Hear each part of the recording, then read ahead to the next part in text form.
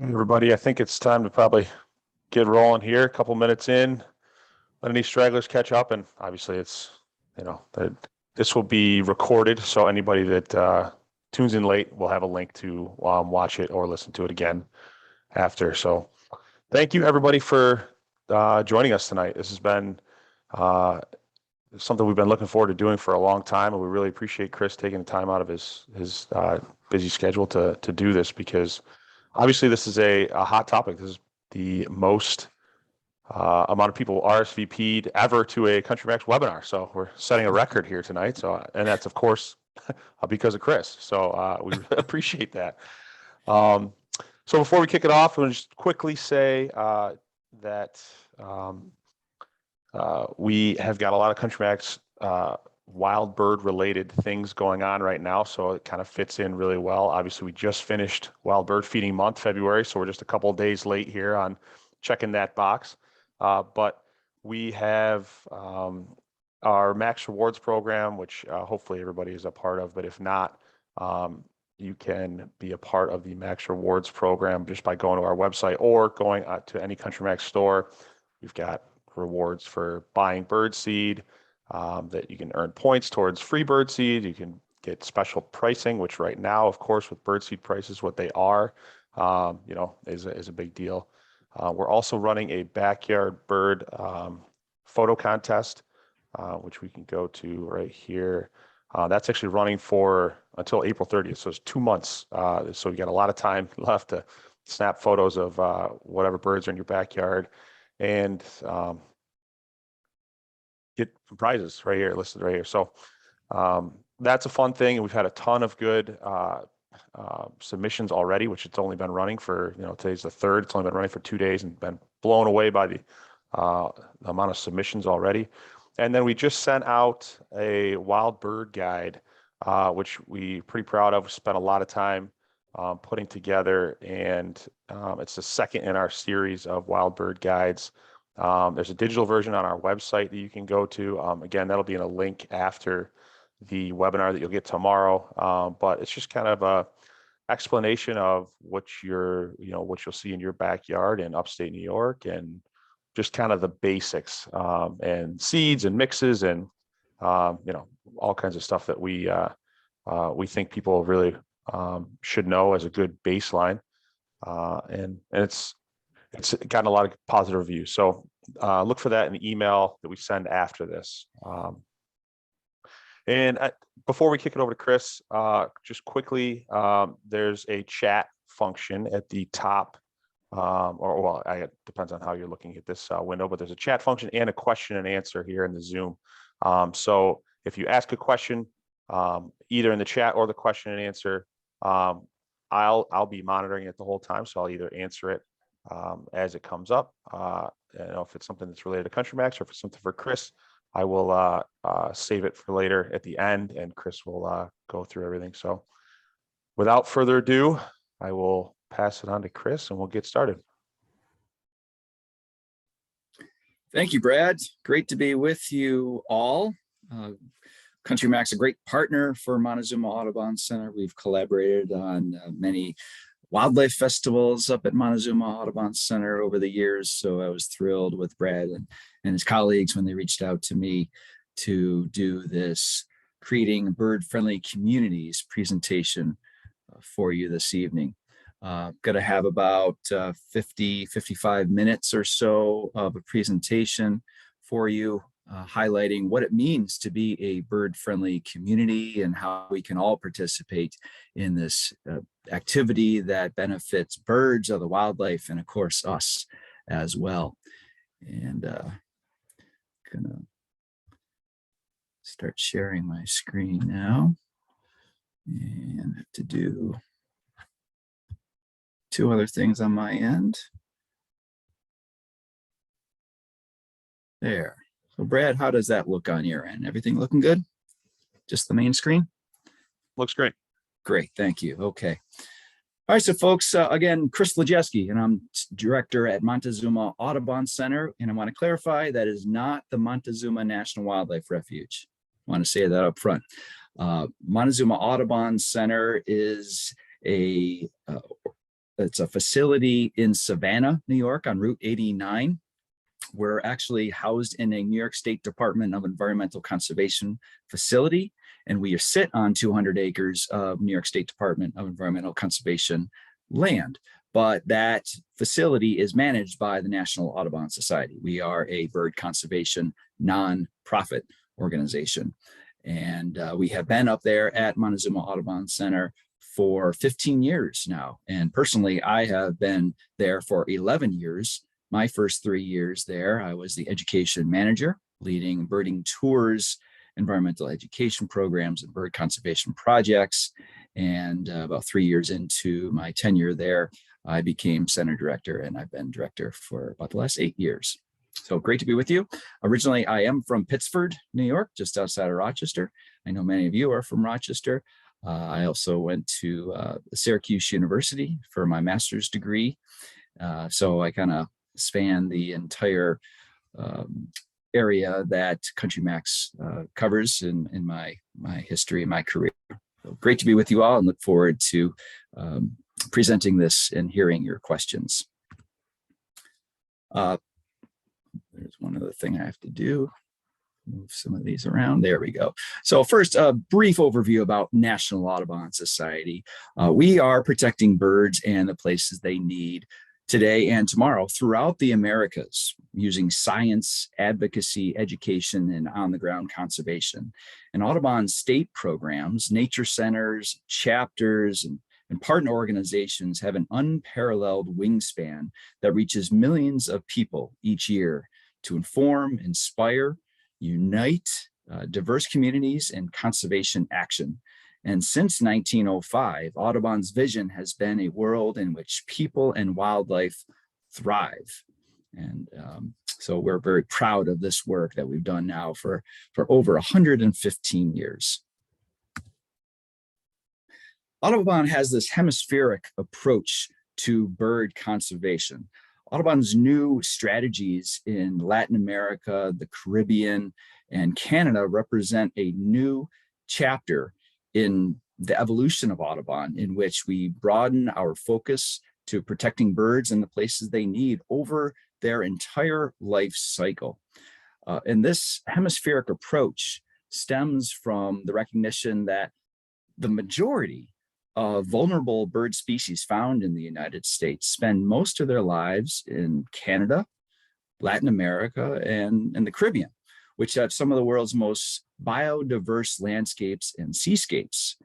The neotropical realm alone has 41% of all bird species on Earth. And Canada is North America's bird nursery. Many of the warblers and vireos that pass through upstate New York, including Montezuma and Rochester and Syracuse, simply pass through, and they go up to the boreal forest of Canada to breed. So throughout this region, the biodiversity is at risk by habitat loss and environmental degradation. And in most countries, conservation efforts have not kept pace with the economic growth and intensifying pressure on natural resources.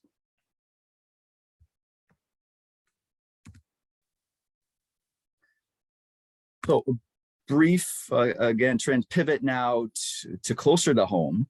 Montezuma Wetlands Complex first, and that's where the Montezuma Audubon Center is. And you can see we're located right at the north end of Cayuga Lake, in the heart of the Finger Lakes region, right here. And we sit about 1 hour's drive from Rochester and Syracuse and Ithaca. So within our sphere, we have about 1.5 million people. And most of the visitors at Montezuma Audubon Center and the broader wetlands complex come from this 1 hour radius. However, we do welcome guests from all over the world. Most of the regional guests come from the mid-Atlantic states, the Northeast United States, as well as the Midwest states. Montezuma Wetlands Complex is Audubon's first globally significant important bird area. There are so many important bird areas throughout the Finger Lakes region. In Rochester, there's Duran Eastman Park, Cobbs Hill, Genesee Valley Park, Those are all significant songbird, migratory songbird areas, especially during the spring and fall migration season. Over in Syracuse, you've got Onondaga Lake, a newly restored habitat that is now home to dozens of bald eagles during the winter months and thousands of waterfowl also during that time of year. But Montezuma Wetlands Complex is Audubon's first global IBA, and that's primarily because we have 36 species of waterfowl, ducks, geese, and swans that stop during spring and fall migration. We also have a significant number of breeding bald eagles. To date, we have 15 active bald eagle nests across the entire wetlands complex, and we have many more that spend the winter with us at Montezuma because we have Canadian bald eagles that come southward and spend the winters in our relatively mild, tranquil weather with us. Bird's eye view quickly of Montezuma, the wetlands complex. Overall, you can see all the forests, the wetlands, grasslands, agricultural areas, as well as waterways. And this next map here, so this shows you the breadth of Montezuma Wetlands Complex. Just for orientation, you've got the thruway, this red line that runs right on through the wetlands complex. That's the thruway. The north end of Cayuga Lake is here. And this is 50,000 acres total on this map here, 50,000 acres. That's twice the size of Rochester, 4 times the size of Syracuse, to put that into context for you. And when you drive on the thruway, you are going right through the heart of Montezuma National Wildlife Refuge. To the north, Audubon Center is located right here. We are the northern gateway to this whole complex, and we are part of the 9,000 acres of New York State DEC properties up in Savannah. So out of the 50,000 acres, you've got about 20,000 acres of publicly owned land, managed land. Congratulations, as taxpayers, that is your land. And what a wonderful place it is. But most of the public land is either DEC, that's the state, U.S. Fish and Wildlife Service, that's the refuge. Nature Conservancy owns about 100 acres, another nonprofit organization. But most of Montezuma is privately owned land, private landowners there. So this is similar to the Adirondacks. In the Adirondacks, you've got a designated area with public and private land side by side. When you come to Montezuma, you can enjoy 30 miles of designated hiking trails on the public land. There are 8 canoe and kayak and a few motorboat launch sites for you to enjoy all the waterways, and countless habitat restoration, environmental education programs, mostly conducted out of our facility, Montezuma Audubon Center, again, located right here in Savannah. So now I want to go into why creating bird-friendly communities is so important. Over the last 50 years now, we have lost a considerable number of birds, and this is very distressing. And I can't imagine what the number would be if conservation organizations like Audubon, like our state and federal agencies, weren't working so hard to protect the places that these birds need.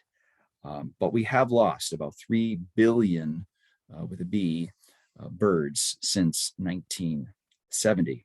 And almost everywhere you go, you can find birds. You can still find birds, and they can be found on beaches. They can be found in forests and wetlands. But while birds remain everywhere, people are actually seeing far fewer than we did just 50 years ago, according to this recent study that just came out in the last couple of years. And it estimates that nearly 3 billion birds or fewer are found now. That's 1 in 4 birds have disappeared from the landscape in a mere half century. Now, there isn't one single factor that can account for this pervasive loss. Habitat loss is likely an important driver in some of the biomes, but it can't explain the widespread declines on its own. Multiple complex environmental factors, including pesticide use, insect declines, and climate change, as well as direct threats like outdoor cats and skyscrapers. Glass skyscrapers are also hitting birds from a range of all angles. So for migratory species, long journeys and changes to winter habitats could pose additional challenges, again, due to climate change.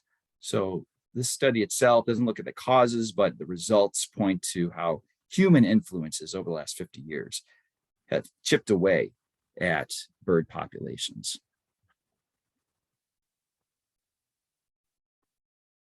Audubon came out with this report just in the last couple of years as well. And this is saying that as the climate changes, so will the places that birds need. So we looked at, Audubon scientists looked at 604 North American bird species and where they are today. And they looked at 140 million observations from birders and scientists to describe where all of these bird species live today. And that's what we call the range. And then we use the latest climate models to project how each species range will shift as climate change and other human impacts advance across this continent. Well, the results are clear. Birds will be forced to relocate to find favorable homes, but they may not survive. In fact, there's about 389 bird species that are threatened at this point with extinction due to climate change. So as the climate is changing, birds are going to have to keep up with that change. They may find suitable habitat as they go northward, but they may not. An example, the bobolink, a grassland species about the size of an American robin, beautiful yellow and black bird, grassland, so open habitat. And as the climate continues to warm, the bobolink is going to have to go up into the central part of Canada, which right now is boreal forest habitat. So if they try to get up to that temperature that's going to keep them happy, well, they're not going to find their suitable habitat. What is going to happen to bobolink? Are they going to be able to survive in a habitat? They're going to be able to adapt, or will they suffer and not survive? Question is still out there. Another threat, and again, this is stressing why we have a responsibility and what we can do. This helps understand what we can all do to help birds. So as urbanization continues to make its way across the country, and this view here from space is a prime example of how urbanization is really starting to take over significantly especially across the eastern half of the United States, but you look out on the West Coast as well, you see these night lights glowing across the country. And every year, billions of birds migrate north in the spring and south in the fall, the majority of them flying at night, navigating through the sky, navigating using the position of the stars, the North Star primarily, but also when it's up, the position of the moon. It's always in the southern sky here in the Northern Hemisphere. However, as they pass over these large cities that you see on the screen here, on their way during migration, they can become disoriented by the bright artificial lights and the sky glow, often causing them to collide with buildings or windows. So while lights can throw off birds during the migration paths, bird fatalities are more directly caused by the amount of energy the birds waste flying around and calling out in confusion due to all of the light. The exhaustion can leave them vulnerable to other urban threats. Dozens of species are affected by this, including priority bird species like the wood thrush and golden winged warbler, just to name a couple. An example of what can happen, just a few years ago, there were nearly 400 passerines, warblers and rose-breasted grosbeaks primarily, that were caught in the floodlights of a Texas skyscraper. It was a 32-story skyscraper, and they all were killed via window collisions. a lot of these songs, neotropical migrants like this indigo bunting here, they travel fairly low, about 2,000 feet up at, max, but generally they're just a few hundred feet off the ground, sometimes 1,000 feet, but generally below 2,000 feet. So that puts them in danger, especially when they are going through the metropolis of places like, New York City, with huge tall skyscrapers. But Rochester and Syracuse and our other upstate New York urban areas also have skyscrapers, and they can cause bird deaths as well. An example here of just how many birds we're talking about, hundreds of millions potentially are killed annually by window collisions. Here, unfortunately, some magnolia warblers with, I believe, the Blackburnian in the background, Blackburnian warblers.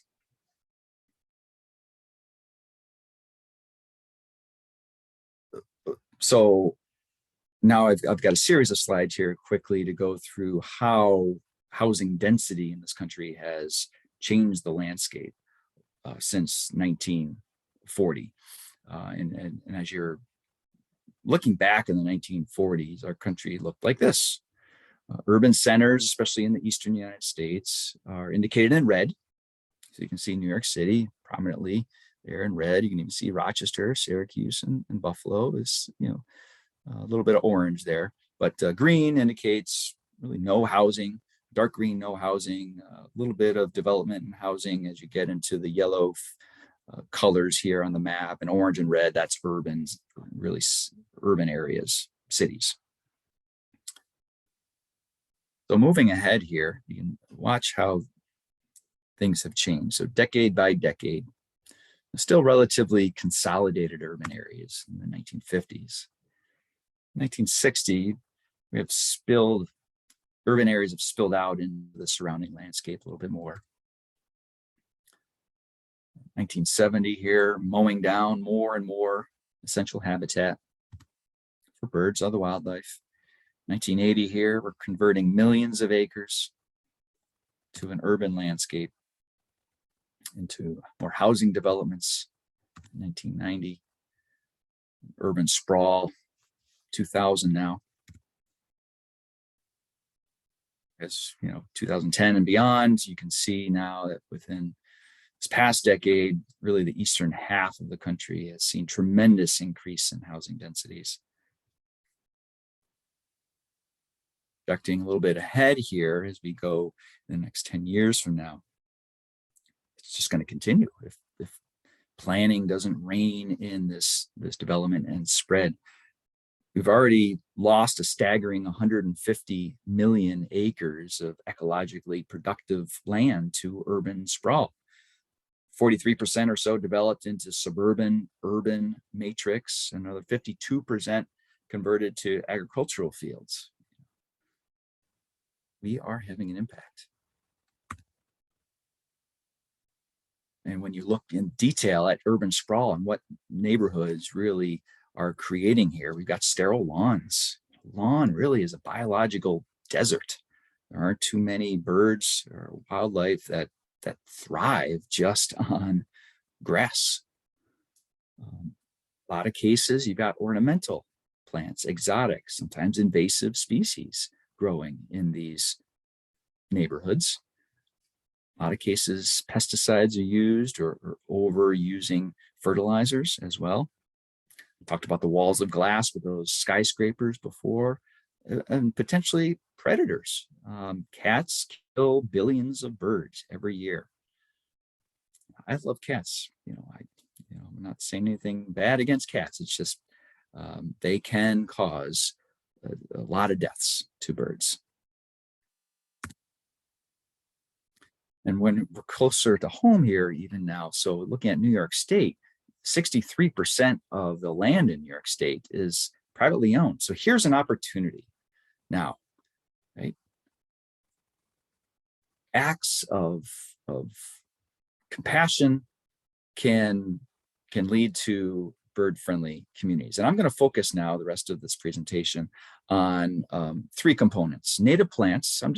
There are so many native plants, wonderful native plants that can go in the ground this coming spring in your yard, in your communities, to help birds and other wildlife, and us too.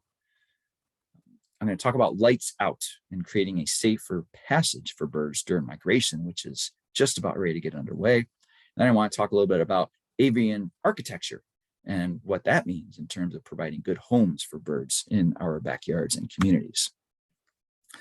So a lot of the songbirds that we have in this upstate New York, Finger Lakes, Montezuma area, they love to eat and primarily eat insects during the warmer breeding season. So as these warblers like prothonotary warbler are coming back into the area, cerulean warbler, we're going to start seeing these birds in May and June. They're going to raise their families on insects primarily during the months of June and July. A lot of our resident songbirds like eastern bluebird, black-capped chickadee, a lot of them are going to be transitioning their diet, which right now is seed and berries, to insects come the milder time of year, which is coming sometime, hopefully soon.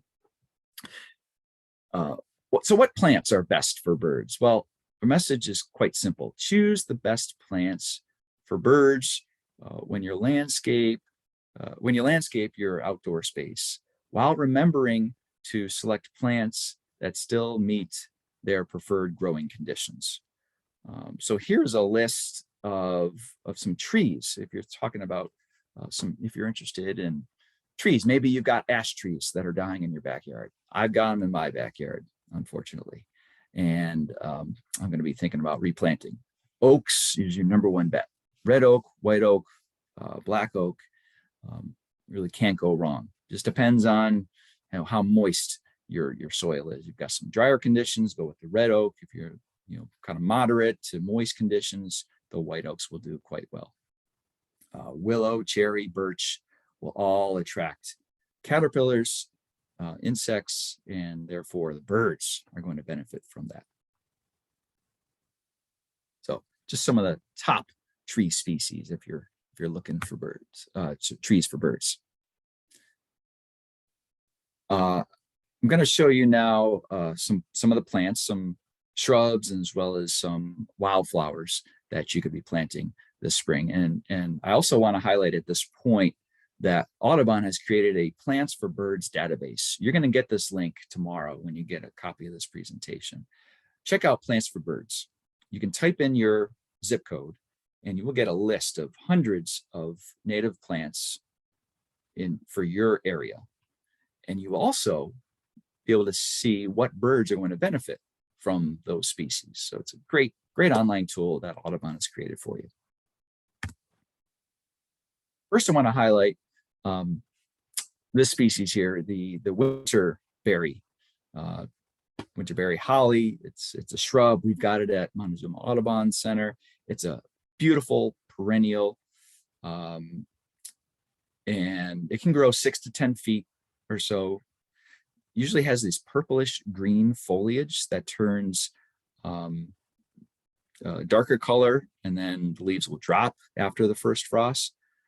The small flowers will bloom during the spring and early summer, and then you'll get these clusters of bright red berries that often persist through the winter. So it's really a beautiful sight when you've got a nice little bit of snow cover mixed with that bright red berry.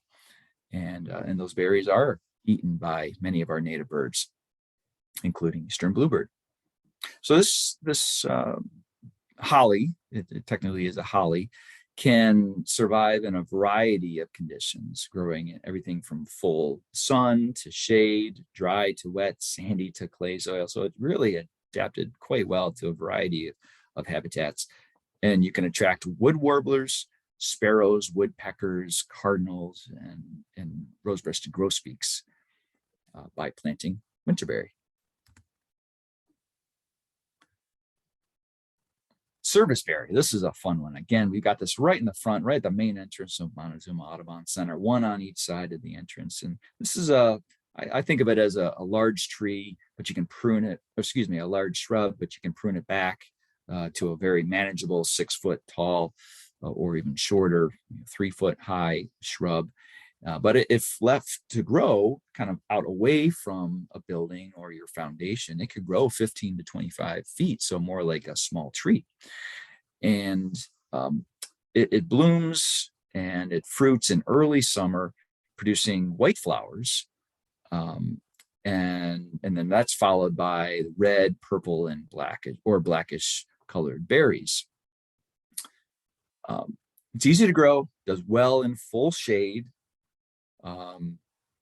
to kind of a mixture, kind of a mixed sun shade, kind of half sun environment. That's what we have right on in front of Montezuma Audubon Center. We only have morning sun, so it doesn't get that intense afternoon sun. It really does well in that environment. Does well in dry to moist loamy soils and can attract cedar waxwings, as pictured here, but thrushes, orioles, wood warblers, and vireos are also attracted by the berries. One of my favorites, we've got it out in the grassland of Montezuma Audubon Center, and I put it in my front flower beds, the bee balm, also known as wild bergamot. And this is a perennial. It can grow up to 4 feet tall, but generally for me, it grows about 2 feet tall or so, sometimes 3 feet tall. Produces these clusters of lavender or pink, sometimes pink, but red primarily flowers, long tubular flowers. The fragrant plant is very, very fragrant and highly attractive to hummingbirds, butterflies, bees. It can grow in full sun to part shade, definitely not full shade, needs a good amount of sun, and a variety of soils, everything from dry to moist soils. Obviously, the hummingbird, ruby-throated hummingbird for us is the species that you're going to find most often visiting bee balm. Now, butterfly weed, it's in the milkweed family, so related to common milkweed and swamp milkweed. And this typically grows in clumps, 1 to 2 feet or so tall, and features these clusters of bright orange and yellow orange flowers. It is a great magnet for the monarch butterfly as well as ruby-throated hummingbirds.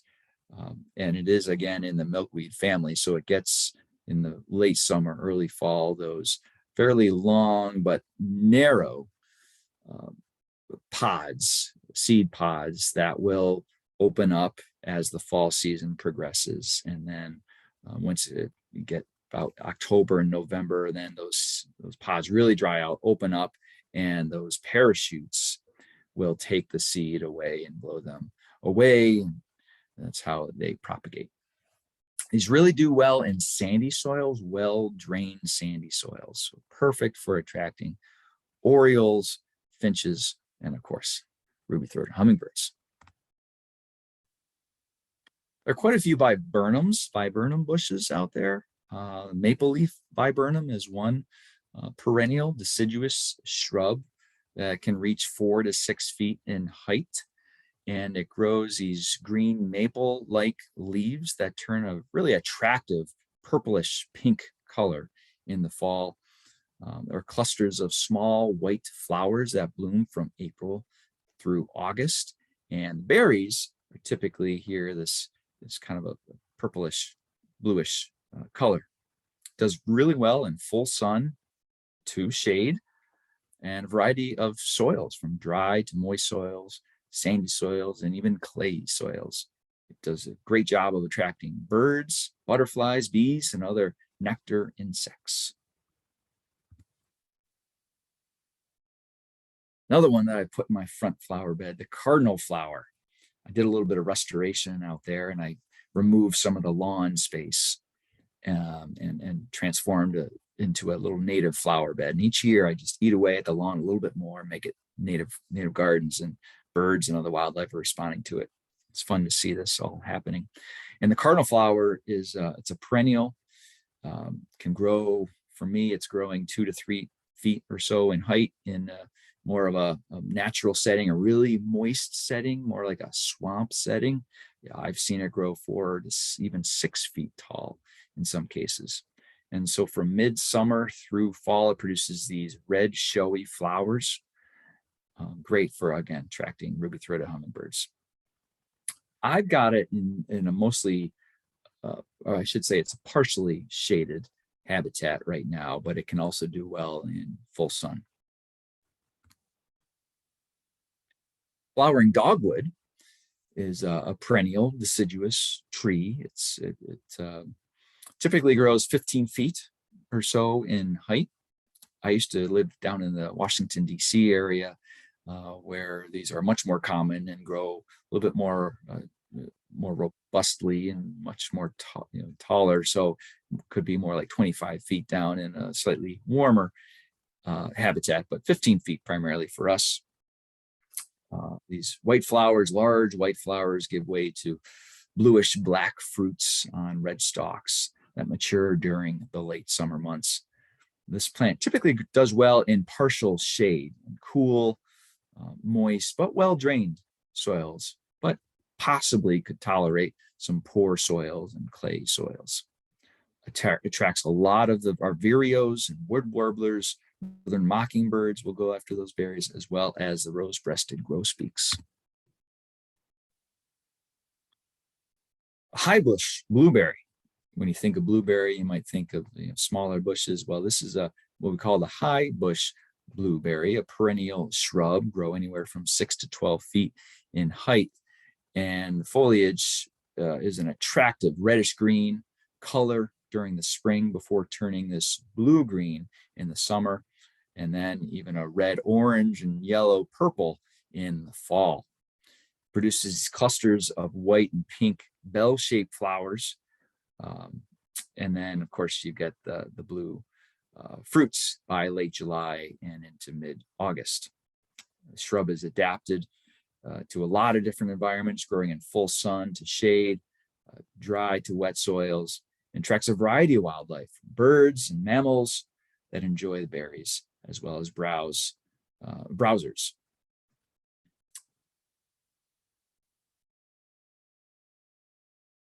One of my favorites from the yard here, and what we have quite a lot of at Montezuma Audubon Center, the black-eyed Susan. This grows 1 to 2 feet in height, primarily in full sun, but does well in a variety of soils, moist to dry and well-drained soils. This daisy-like flower is yellow with the brown center, and it blooms on stalks from June through October, so long-lived. And if you leave the black-eyed Susan standing past the fall, if you don't clean it up, you can get species like American goldfinch during the winter months eating the seed. I just looked out my front window a couple of days ago, and I left some of the black-eyed Susan standing, and don't you know, there were 3 American goldfinches picking off the seed from last year's plants. So doing less in the fall in terms of cleanup of your yard can do more for birds later on.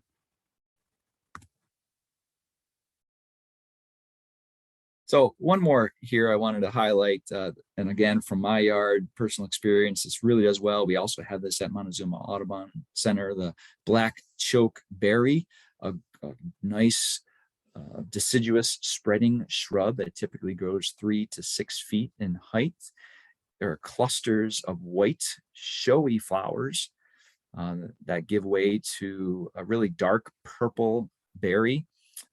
Can also be used to make jams and jellies out of really quite delicious to the taste. This does well in full sun to part shade, variety of soils, moist, well-drained soil as well. But if you want to get those fruit to grow, it really is best to have it in full sun condition. This is going to do a great job of attracting some sparrows, your wood warblers, thrushes, and even some woodpeckers.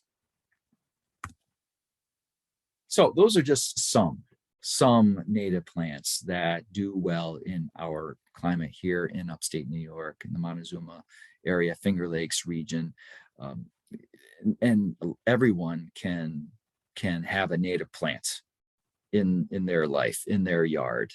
You may just have an apartment and with limited space. Well, you can still have potted plants and put out columbine or bee balm or wild bergamot in your yard to attract ruby-throated hummingbirds. You might go, if you have a little bit more of a yard, you can eat away at that lawn and put in some native plants.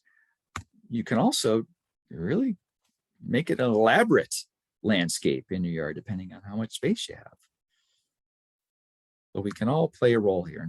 Native plants really benefit birds.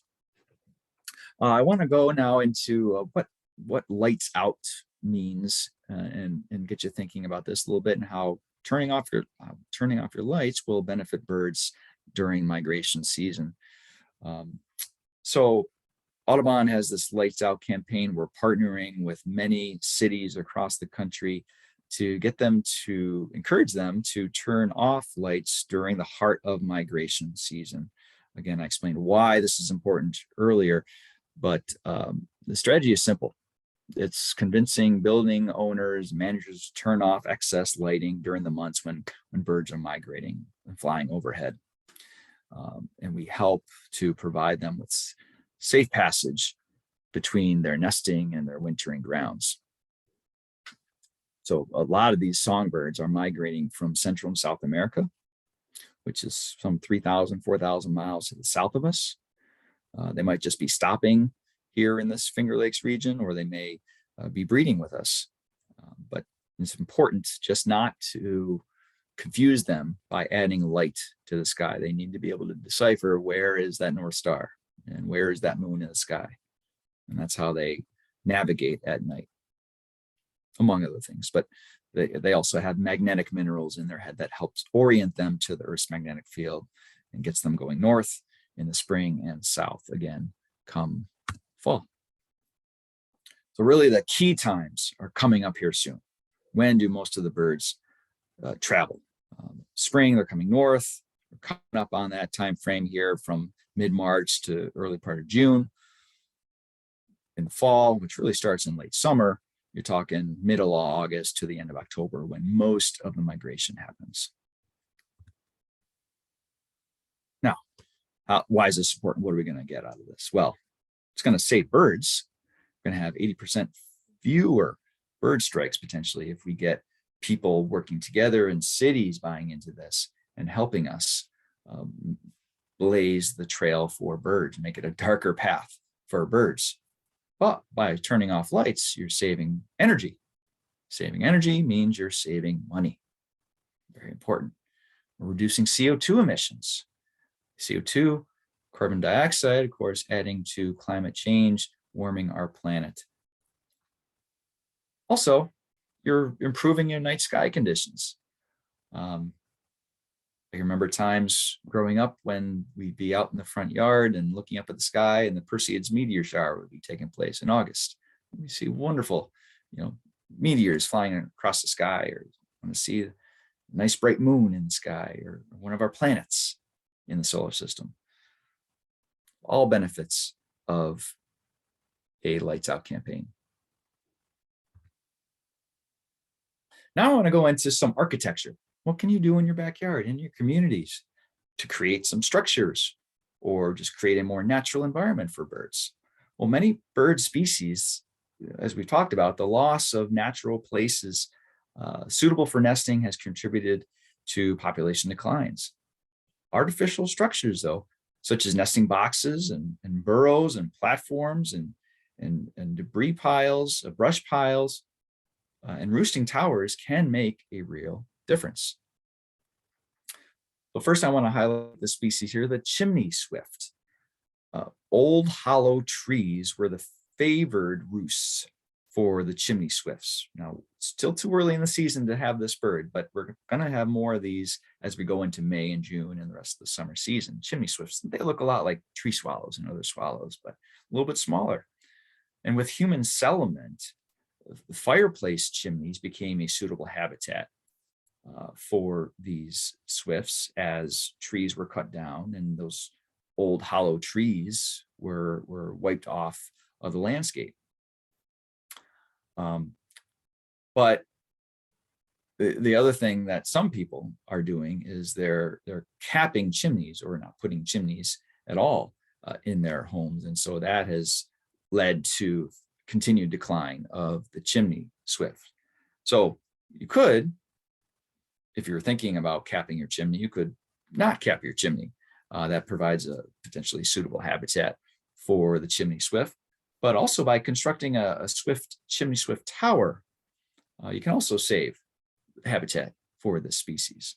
And this is a great insectivore. Boy, they primarily feed only on insects. So if you're not a fan of mosquitoes, do everything you can to attract the chimney swift to your backyard or your community. So other birds like osprey have benefited greatly from the placement of nesting platforms that simulate the natural open flat tops of old windtop trees, or provide an alternative to the dangerous utility poles where these raptors are at risk of electrocution. And I know National Grid is doing a good job of putting these saucer platforms on top of many of their utility poles. We've seen that at Montezuma Wetlands Complex, where along routes 5 and 20, just across the street from the refuge entrance, National Grid put these saucers up because they knew the osprey were going to just come right back when they returned from the winter down in Southeast United States, put sticks and twigs up there to make their nest. Well, by putting the saucer up, the nesting material is away from all the electrical equipment.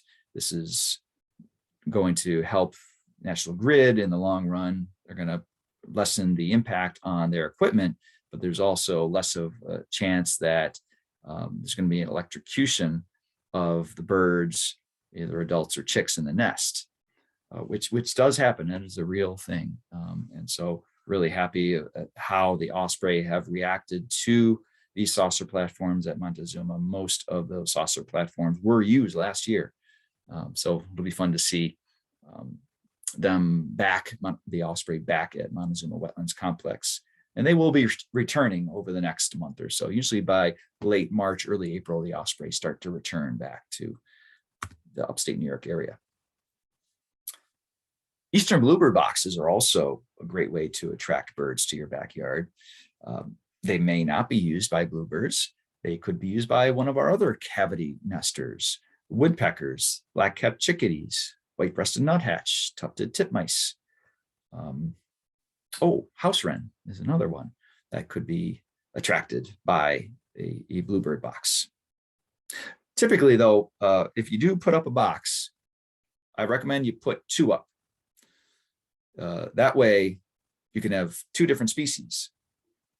You might have a tree swallow in one box and eastern bluebird or black-capped chickadee in another box. You put them about 4 to 6 feet apart. I've got a series of boxes in my backyard, and sometimes the house wren has one, black-capped chickadee has another. Bluebirds are exploring one of my boxes right now, which is fun to watch, and it'll be fun to see if they end up nesting in there. Some other bird-friendly characteristics here for you to consider as we start to wrap up. Water. Water is so important. Everything so far has kind of been focused on food and structure, but water is so important. It's vitally important.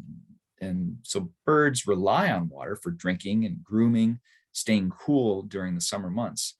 But during the hot summers and extended droughts, water can be hard to find. The other thing about water is that liquid water is really hard to find during the winter months. So if you do have the capacity, putting a bird bath heater out in your yard would really attract birds, especially during the cold Arctic winter season, especially like the one we just had. I mentioned brush piles before, and the fact also that I've had to take down some ash trees. They were dead trees, and if they fell, the wrong way, they'd hit our house. So I had to take them down. But when I took them down, I told the tree company, leave about 10 to 15 feet of stump. Don't take it down to the ground. Leave 10 to 15 feet for me. When I say me, I'm really talking for the birds, because what's going to happen now is that as insects continue to devour the dead ash trees, the woodpeckers and other insectivores are going to go after those insects in there. So it's like, it's going to be an all-you-can-eat buffet for our songbirds. The other thing that I've done is I planted trumpet creeper or trumpet vine at the base of these stumps that I have here. So given just a few years, I would envision that I am going to have during the summer months, these red columns, 10 to 15 feet sticking up out of the ground that the hummingbirds are going to love. So it's can't wait to watch it transform over the next couple of years. But also when the tree company was out here, I asked them to kind of put a lot of the smaller branches into these piles as the trees were coming down. So these are turning into habitat for, what am I seeing out there? Carolina wren is using these little nooks and crannies. There could be some insects in there that will be waking up here soon that the birds are going to eat. Could be some squirrels in there as well. So habitat for birds and other wildlife. Feeding, of course, I'm not going to go a lot into this, but there are so many different seeds and feeders that you can put out there. Everything from like suet feeders that this red-bellied woodpecker is enjoying. It's popular also with the tufted titmice and black-capped chickadees, nuthatches, and other woodpeckers. You can put out black-bill sunflower seed and thistle seed. We typically do those two, plus the suet cake over at Montezuma Audubon Center. Boy, you end up with dark-eyed juncos, and you get American goldfinches, blue jays, cardinals. What else am I seeing? Oh, we were seeing American tree sparrows on the ground eating all the seed that was coming down from the feeders themselves.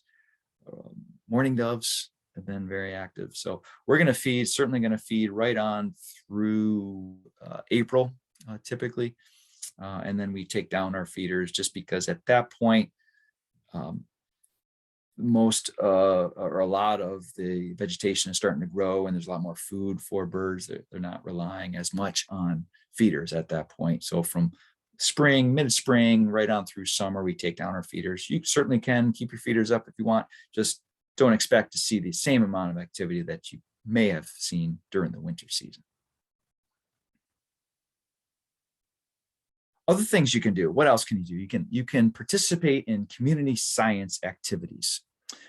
This is a great way to collect valuable data that organizations like Audubon use to understand where birds are, population size and distribution. Helps us understand where we are doing enough conservation work and maybe where we need to do a little bit more. There are so many different opportunities for you to participate as a family, as an individual, things you can do right from the comfort of your own home. We just came out of the Great Backyard Bird Count, which took place last week. And it can take as little as 15 minutes just looking out at your window and looking in your backyard and then entering the information into the Great Backyard Bird Count database. We have things like Christmas bird count, which takes place at Montezuma anyway, typically the Monday before Christmas. But there's so many Christmas bird counts all across the country, including many here in the Finger Lakes region that you can participate in. E-birding. Any of you e-bird? Check out ebird.org, another online database. Anyone can e-bird from anywhere. So if you're looking out your window and you see 5 species, you enter those 5 species into eBird and you click send. And that's all you have to do. You can eBird from anywhere. You can take it, you can eBird when you're walking your dog in the morning or just looking out, sipping your coffee or tea. But valuable data is being collected by birders, by interested individuals like you who care about birds and protecting the places that they need. A few other ways here as I wrap up. I mentioned the community science. If you want to protect birds, do you vote? How do you vote? Birds don't have a voice. We can speak for birds. Have you talked to or called your local, state, or national representative and talked about conservation efforts? If you're interested in learning more about policy around bird conservation, I'd be happy to talk with you more offline about that. Or if you would like, you can go to our website, which you'll see here at the end, and you'll get a link to that tomorrow as well. And you can sign up for e-blasts from us monthly or so. And some cases, they will include action items where we are asking the Audubon network to speak up on behalf of birds and reach out to their local representatives or national representatives to vote for bird conservation and protecting the birds in the places they need. How much energy do you use? Do you turn off your lights at night? Again, CO2 emissions, climate change. How do you buy? How do you purchase? You buy locally? Do you buy from a big chain that may not have local products? All things to consider if you're concerned about conserving birds. Well, as the sun sets on our time together in this presentation, I want to thank you once again for joining this webinar and learning more about creating bird-friendly communities. And it is our commitment at National Audubon Society to create sustainability of our urban, suburban, and rural places. And together, we can restore and reconnect these places for birds and people as well.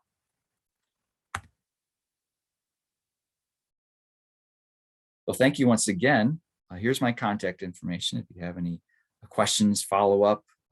My email is on here, phone number, montezuma.audubon.org if you're interested in learning more about Montezuma Audubon Center. If you want to participate in one of our amazing bird tours, we have so many coming up during the migration season. As we get deeper into the summer months, we're going to do a lot of canoeing and kayaking. We have so many boats, you don't have to bring your own boat.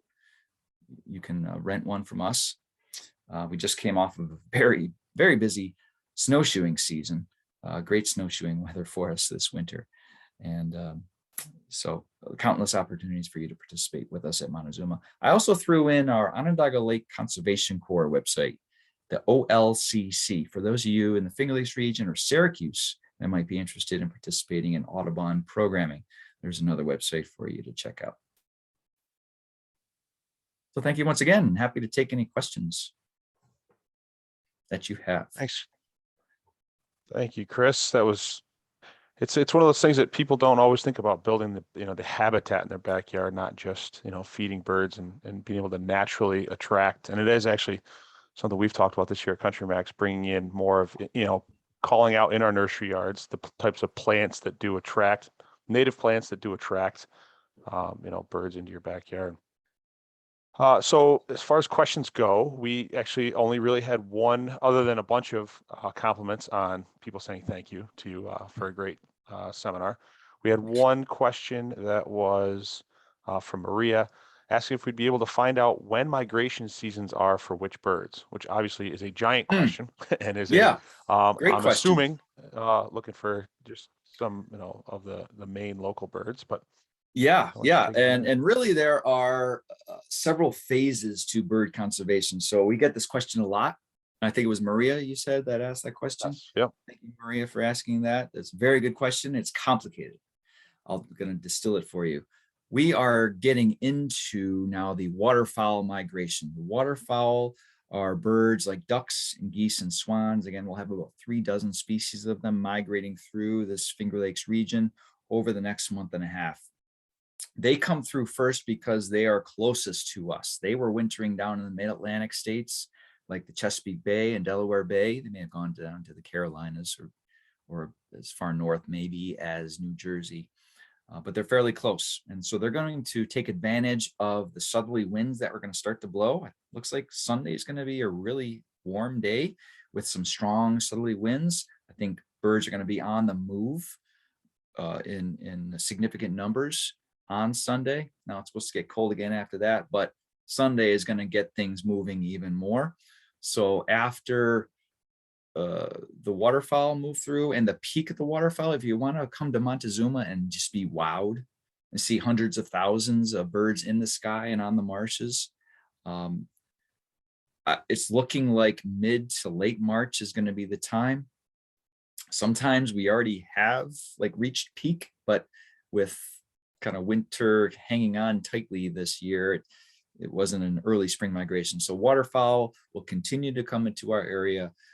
Come out and visit us mid to late March. You won't be disappointed. Snow geese galore, just a variety of birds. The wood duck will be back. American widgeon, just so many, like I said, 36 species. We're going to then transition to more of the shorebirds. These are sandpipers and plovers. Most of them are simply stopping at Montezuma on their way north to the boreal forest, the Hudson Bay area, and some are going to go up to the Arctic tundra to breed. So that's kind of like April. And then as we get into May and early June, that's when all the long distant migrants, those birds that were in Central America, the Caribbean islands, and South America for the winter, are going to make their way up here. So cerulean warbler, prothonotary warbler, rose-breasted grosbeak will be back. Baltimore oriole, the ruby-throated hummingbird will be back. And many of them do stay with us during the spring, summer season to raise their family. So it's complicated, it's multifaceted, and it just depends on what species you're talking about.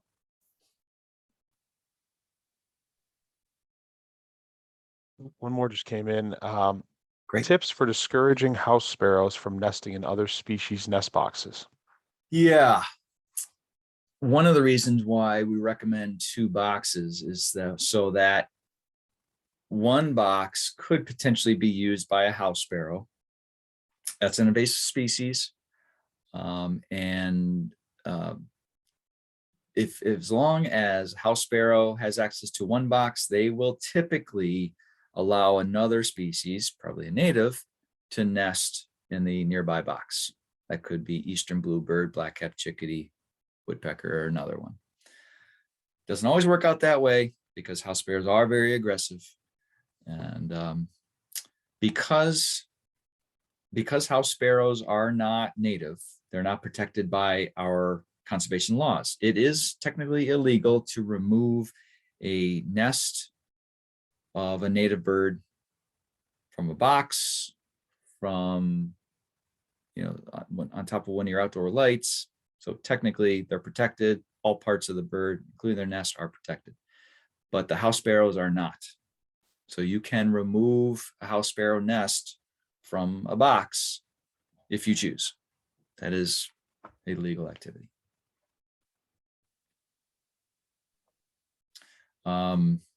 But yeah, in terms of dissuading, sometimes it doesn't always work, and I haven't tried this yet, but if you take fishing wire and maybe staple the fish, like a 2 or 3 strands of fishing wire across the entrance of the box, house sparrows not going to be so sure about going through those 3 strands of string, and they may not go into the box and nest in there. I've heard sometimes that works.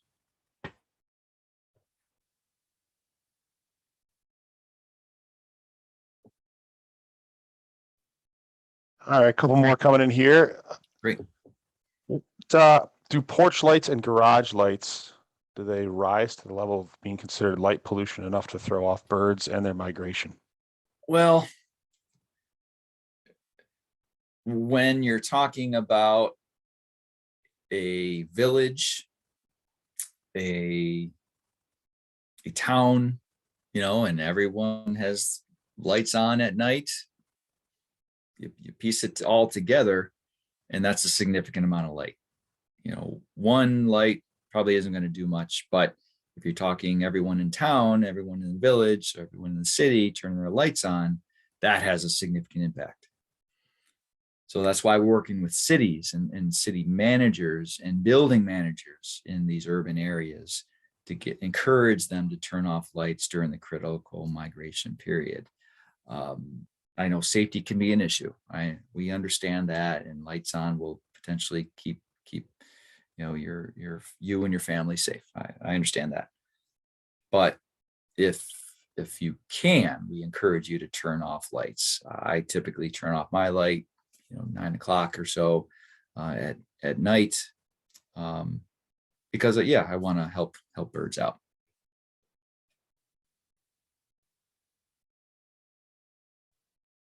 Martin box that is ignored. What's the best way to attract them? Oh, say that again, Brad. You kind of broke up there. Sorry about that. There's a purple martin box that is ignored. How can we attract them? Oh, yeah. We've got 2 purple martin houses at the Montezuma Audubon Center, and every compartment is full every spring and summer. It's amazing. We start off with just one complex. It's like a 20 compartment unit, and it took a few years to fill up, but it filled up. And then we said, well, let's find some new funds to put up another complex. And now that's full, and we're stopping there. We're not putting up anymore. You can put up a purple martin decoy. It's a plastic purple martin. The males are the scouts. Male purple martins arrive before the females. The males set up the territories, figure things out, and then the females typically come in 2-3 weeks later. So if you put a male purple martin up on your purple martin complex, that could get other males to come in. And when you get the males coming in, then the females will soon follow. It could take a few years. And same thing with feeders. Birds may have other food sources, and they may not realize that you have laid out the buffet for them. So it may take a few years for them to find it. It may take a few years for them to find birdhouses too, bluebird boxes. So patience and try. I'm not sure if CountryMax has a purple martin decoy, but if they do, I encourage. Oh, well, there you go, Brad. Thank you for saying that. Yeah, then check out your local CountryMax store and get 1 or 2 decoys there. That would help. My parents have a purple martin house, and I believe it took a couple of years for the purple martins to find it, but they certainly have now. They got to figure it out. One more question that came in here before we wrap it up. There was a question about, just gonna find it. With so many acres of land in the complex, where is the best place to go to see migration activity? Oh, that's like picking your favorite child. Great question. Thank you for asking. Gosh, what I encourage you to do is come to Montezuma Audubon Center, or give us a call. Here's my number. There's my email. You won't be bothering me. Please just reach out, and I can tell you exactly, where are the snow geese that day, because they move around. One day they're in one field, next day they're on the lake, then they're in the marsh, then they're in the ag field. So we can give you a sense for where they are. But if I had to pick, broadly speaking, the best areas for waterfowl migration, that's what I'm talking about, because that's what we're about to get into here. First off, north end of Cayuga Lake, ice is breaking up and there's open water now forming, and snow geese have been coming into there, as well as other waterfowl. Swans have been in there, tundra swans, trumpeter swans too. So north end of Cayuga Lake, you go to Cayuga Lake State Park. Great viewing from the west side of the lake. And right at the north end of Cayuga Lake is Mud Lock. That's the lock for the Cayuga Seneca Canal right there at the north end of the lake. There's a great viewing area, good parking area. It's also a boat launch. So keep that in mind for your summer activities too. The National Wildlife Refuge Wildlife Drive is not open yet. They're not going to open until April 1st, weather permitting. So that is off limits at this point, but there's another area owned and managed by the National Wildlife Refuge, called the Knox Marcellus Marsh on East Road. It's an amazing 500-acre restored marsh habitat, usually loaded with waterfowl. Sandhill cranes will be in there. And then also all the state land in Savannah, including Montezuma Audubon Center and all the state lands off of Savannah Spring Lake Road. Now, if all these areas are new to you, I encourage you to attend one of our tours or a few tours, because we take you to the birding hotspots. Part of the role of these tours is just to get people familiar with these areas. And then they can go off on their own or continue to enjoy our tours and see how the habitat changes over the year and see how the birds respond to the habitat change and the weather conditions too. But again, give us a call. We can let you know if there's a particular species you want to know where the sandhill cranes are. We're going to have them coming back into the area too. You might want to know where bald eagles nest, where to go to see the best bald eagles chances of seeing. We can tell you that too. But Montezuma Audubon Center is a great place to see a lot of birds. And we are a resource.